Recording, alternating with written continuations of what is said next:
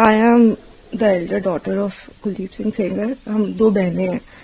मैं बस इतना ही कहना चाहती हूँ कि अगर एक भी प्रूफ है कि मेरे पिता ने उनकी तरफ जो ये एलेज कर रही है आंख उठा के भी देखा है, तो आप मेरे पिता को फांसी चढ़ा दीजिए। लेकिन प्लीज एक बार मेरे केस के जो सारे फैक्ट्स है वो तो लोगों के सामने आने दीजिए।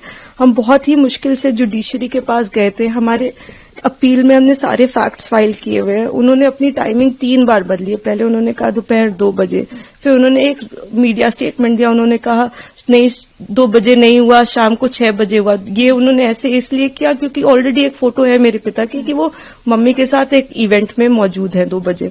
फिर फाइनली उन्होंने जब एफआईआर लॉन्च की उसमें समय बदल दिया, 8 से 8:30 कर दिया। रिकॉर्ड पे है कि जो मेरे फादर की लोकेशन है, वो जो अलेज कर रही है जो जगह, उससे 17 किलोमीटर दूर मेरे फादर की लोकेशन है। वो खुद उस वक्त फोन पे बात कर रही हैं जिस वक्त उन्होंने ये टाइमिंग अलेज की है। तो इतने सारे सबूत होने, एम्स की रिपोर्ट है जो बता रही है कि वो 18 साल के ऊपर है और वो खुद को माइनर 15 साल की बच्ची बताती हैं। मैं बस ये आपके माध्यम से कहना चाहती हूँ कि मैं समझ रही हूँ कि आपकी भावना एक तरफ जुड़ी हुई है क्योंकि आपने ये सारे फैक्ट शायद कभी सुने नहीं है और ना किसी ने हमें नहीं अप्रोच किया कि आप अपना आपके फैक्ट्स क्या है। किसी ने उनसे कभी पूछा कि आप एक सबूत दिखा दीजिए कि आपकी तरफ कुलदीप सिंह सेंगर ने कभी आंख उठा के भी देखा। मैं कह रही हूँ अगर वो दिखा दे तो आप फांसी दे दे, लेकिन आप इस तरह का अनड्यू प्रेशर बना के, वो उन्होंने क्या किसी को बताया कि वो एक पॉलिटिकल पार्टी से एसोसिएटेड है।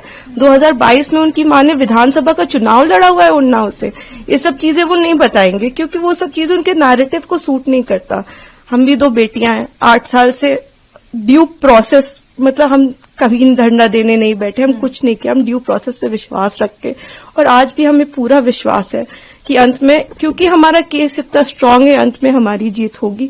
लेकिन 8 साल हो गए। मैं आपसे हाथ जोड़ के विनती करती हूँ कि प्लीज एक बार मेरिट्स पे हमारा केस सुन लिया जाए। हम कोई दरिंदे नहीं है, हम भी नॉर्मल परिवार हैं, और वो हमें कुछ भी पावरफुल बोल ले या कुछ भी कह ले, असल बात तो यही है ना कि 8 साल से इतने सबूत होने के बावजूद वो जेल में बंद है क्योंकि एक बार आपने ऐसा झूठा इल्जाम उन पे लगा दिया। इस केस में इन्होंने स्टेटमेंट्स तो अपने बहुत सारे बदले ही हैं, जो कि आप अगर मुझसे कहेंगे तो मैं आपको डिटेल में प्रोवाइड कर दूंगी। इन्होंने समय 3 बार बदला है। पहले इन्होंने कहा कि दोपहर को 2 बजे कुलदीप सिंह सेंगर ने मेरे साथ रेप किया। उसके बाद इन्होंने कहा नहीं दोपहर के 2 नहीं बज रहे थे, शाम के 6 बज रहे थे। फिर इन्होंने चेंज किया, कहा नहीं ये नहीं हो रहा था, शाम के 8:30 बज रहे थे। जब सीबीआई ने मेरे फादर की लोकेशन निकाली तो उनकी लोकेशन 17 किलोमीटर दूर उनके उन्नाव ऑफिस की पाई गई। सीबीआई ने दूसरे केस में सीबीआई ने जानबूझ के हमें चार्जशीट किया, और उसके बाद जब दूसरे केस में चार्जशीट लगाई तो हमें पता लगा कि हमने जब वो सीडीआर देखे तो हमें पता लगा कि ये तो उस वक्त पे फोन पे बात कर रही थी। तो सीबीआई ने भी जानबूझ के, आई डोंट नो किस प्रेशर में आके, सारे इंस्टीट्यूशंस, लेकिन सीबीआई ने प्रेशर में आके हम पे, इनके कहने पे चार्जशीट लगाई। मैं देखिए किसी पे इल्जाम नहीं लगा रही, मैं बस ये कह रही हूं कि अभी भी ये सारे तथ्य हमारी अपील में मौजूद है। हमारे पास इनका एक रिकॉर्ड है। एक बार हमारी बात प्लीज सुन ली जाए, क्योंकि हम भी बेटियां हैं, 8 साल से इधर उधर भटक रहे हैं। उनके साथ देने के लिए तो बहुत लोग हैं। हम अकेले ही कोर्ट जाते हैं। अगर वो हमें गाली देते हुए भी हमारे बगल से निकल जाती हैं तो उनके पास सिक्योरिटी है, हमारे पास मैडम सिक्योरिटी नहीं है। वो गाली भी देती है तो भी सब कहते हैं कि तुम्हें अपने पापा को निकालना है ना बेटा, तो सीधे देखती रहो, गाली खाती रहो, लेकिन तुम्हें जवाब नहीं देना है। हमने आज तक किसी को जवाब नहीं दिया, यही सोचते हुए, क्योंकि हम प्रोसेस में कि हम हर चीज सही ढंग से करेंगे, हम किसी ऐसे वैसे लोगों के पास नहीं जाएंगे, तो कहीं ना कहीं इतने सबूत है इसमें कि हमें जीत मिलेगी। तो हम उसी का इंतजार कर रहे हैं। हमारी बस हाथ जोड़ के यही कि हम बिल्कुल विश्वास करते हैं, हम सारी संस्थाओं पे विश्वास करते हैं, लेकिन मैं बस इतना प्रे करना चाहती हूँ कि किसी के प्रेशर में आके कोई काम ना हो। आप सबूत देख के काम करिए।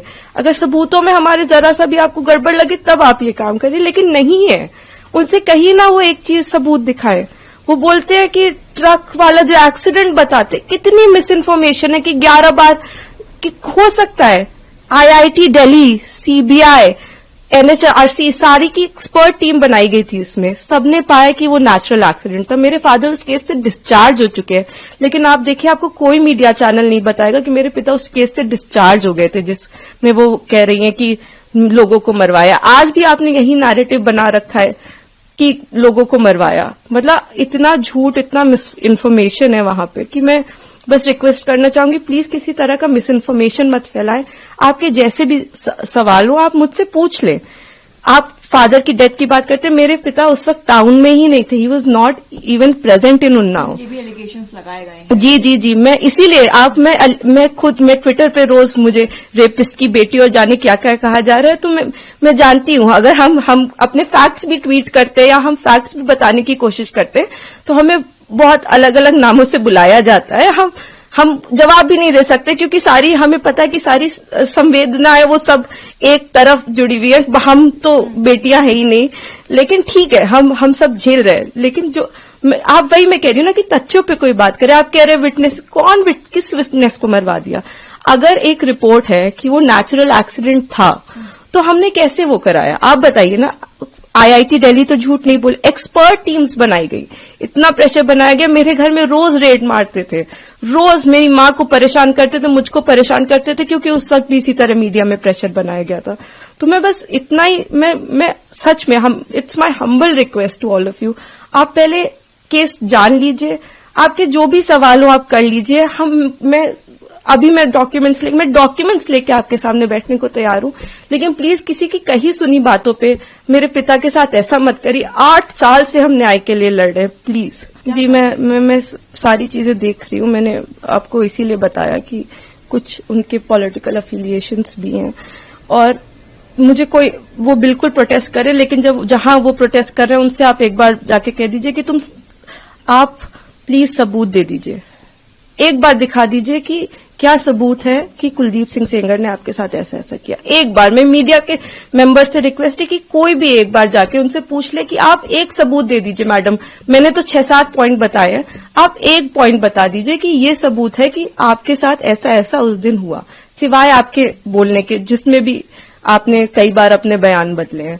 आपने मेरे पिता पे आपने एक केस फाइल किया, अन्य लोगों पे 2.5 महीने बाद आपने सोच समझ के, शायद ये आप में से कम लोगों को पता होगा, सन 2000 में इनके चाचा हिस्ट्री शीटर हैं, उन पे 17 मुकदमे हैं, 17, and these are not put by us. मैं जब पैदा हुई हूं उसके पहले से मुकदमे चल रहे हैं, तो इसके पहले कि लोग इसमें भी कुछ सोचे। 17 मुकदमे सन 2000 में वो मेरे चाचा पे अटेम्प्ट टू मर्डर का उनके ऊपर केस चला है, वो इस वक्त तिहाड़ में बंद है, जो इनके चाचा है। तो आज की इनकी दुश्मनी नहीं है हमसे, इनकी दुश्मनी हमसे पुरानी है। तो बहुत सारे कारण हैं। अगर आप कोई भी मुझसे सवाल पूछना चाहते हैं तो आप मुझसे डिटेल पूछे, मैं सारी सवालों का आपका जवाब। मैं बस चाहती हूं कि आप फैक्ट्स पे बात करें।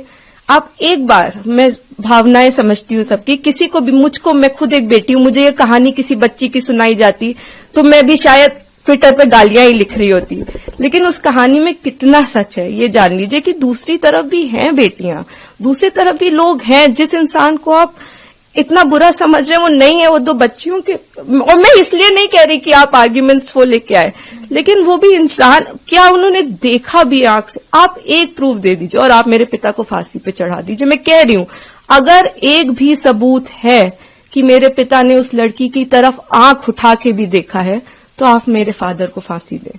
लेकिन अगर वो सबूत नहीं है तो हमें पूरा हक है कि हमारे भी सबूत सुने जाएं। प्लीज हमें वो मौका दीजिए। बिल्कुल, आपने शायद डिटेल्ड ऑर्डर देखा होगा, उसमें आप मेरे जो सीनियर एडवोकेट रहे, उन्होंने, मिस्टर एनहरियारन जी, उन्होंने सारे पॉइंट्स पे आर्ग्यू किया था। उन्होंने आर्ग्यू किया था कि ये माइनर नहीं थी, एम्स की रिपोर्ट है। उन्होंने आर्ग्यू किया था कि 3 अलग अलग इन्होंने टाइम बताए। उन्होंने आर्ग्यू किया था कि हमारे पिता की सीडीआर लोकेशन 17 किलोमीटर दूर की। उन्होंने आर्ग्यूमेंट किया था कि ये फोन पे है। आप, ऐसा नहीं है कि कोर्ट के सामने हमने जाके कह दिया हम पब्लिक सर्वेंट नहीं, और कोर्ट ने कहा कि आप रिहा हो जाइए। हमने सारा पूरी चीज कोर्ट के सामने प्रस्तुत की और हर चीज लीगली हुई है। मैं कह रही हूँ कि जो लोग ऑर्डर का ऑपरेटिव, आप पूरा ऑर्डर पढ़िए ना, कि क्या हमारी तरफ से सिर्फ एक ही आर्ग्यूमेंट किया गया है। हमने पूरी चीज, हमने 5 पॉइंट अपने कोर्ट के सामने रखे हैं। देखिए, ये तो आप लोग बेहतर समझते हैं कि वेकेशंस में, और आपने मुझे ऑलरेडी बताया ही, लेकिन हमें जुडिशरी पे पूरा विश्वास है। हम 8 साल से इसी विश्वास पे जिंदा हैं, क्योंकि हमें जुडिशरी पे विश्वास है, हमें इस प्रोसेस पे विश्वास है कि एक ना एक दिन इतने अच्छे सबूत हैं, और जब तक मैं जिंदा हूं तब तक तो वो कागज कोई नहीं मिटा सकता, वो फैक्ट्स कोई नहीं मिटा सकता। तो उन फैक्ट्स के होप में कि ये एक दिन सबके सामने आएंगे, मैं जिंदा हूं। और मैं यही कहना चाहती हूं कि प्लीज किसी भी इंस्टीट्यूशन पे आप अपनी भावनाओं पे आके मत प्रेशर बनाएं। आप एक बार फैक्ट समझ लें, आप समझ लें कि आप क्या सपोर्ट कर रहे हैं, किस चीज का सपोर्ट कर रहे हैं। आपने सिर्फ एक साइड सुनी है अभी, और दूसरी तरफ को जानने की कोशिश भी नहीं की। तो थोड़ी कोशिश करके, बाकी हमें पूरी उम्मीद है कि हम आगे इसमें जीतेंगे। ये हम उम्मीद पे ही 8 साल से जी रहे हैं, लेकिन होपफुली कि हमारे फैक्ट्स इस बार इग्नोर नहीं किए जाएंगे। हमें पूरी उम्मीद है कि हम सुप्रीम कोर्ट से जीतेंगे।